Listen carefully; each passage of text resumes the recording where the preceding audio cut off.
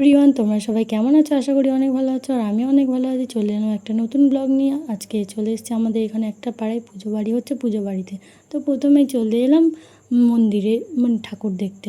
তো এখানটায় কালী পুজো ছিল এখানটায়। আর কালী ঠাকুরটা ছিল পিতলের, পুরো একটু রং করা, তো ওই জন্য বেশি বোঝা যাচ্ছে না। কিন্তু তারপর এখানটায় আমি একটু ফটো তুলবো বলে দাঁড়ালাম।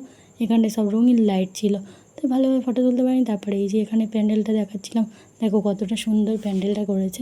আর এখানটায় নিরামিষ পকোড়া দিচ্ছিল, খেয়ে নিলাম এখান থেকে। আর তারপরে চলে এলাম এখানে, আবার লস্যি দিচ্ছিলো, লস্যি আবার নিরামিষ ফুচকাও ছিল।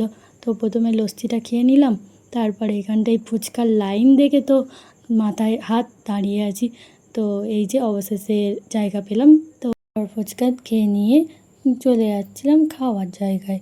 কারণ আমরা গেছিলাম অনেক রাত্রেবেলা, তো ওই জন্যে কিছু ফুচকা টুচকা খেয়ে নিয়ে তারপরে খেতে চলে এসে এই যে দেখো বসে আছে, আমি আর মা এদিকে বসেছে, আর ওদিকে দাদা আর বাবা বসেছে।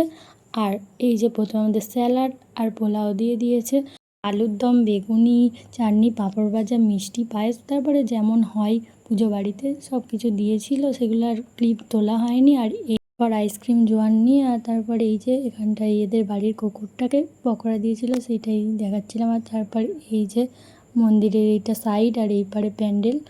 তো খুব সুন্দর হয়েছিল প্যান্ডেলটা, খুব সুন্দর লেগেছিল। প্রত্যেক বছরই এখানে পুজো হয়, খুব সুন্দর আমাদের গ্রামে বাড়িটা।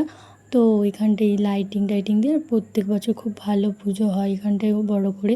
তারপর খাওয়া দাওয়ার পরে আমরা একটু রেস্ট নিয়ে বাড়ির দিকে রওনা দিলাম। আজকে ব্লগটা এই পর্যন্ত, দেখা হবে নেক্সট ভিডিওতে। এখনকার মতো বা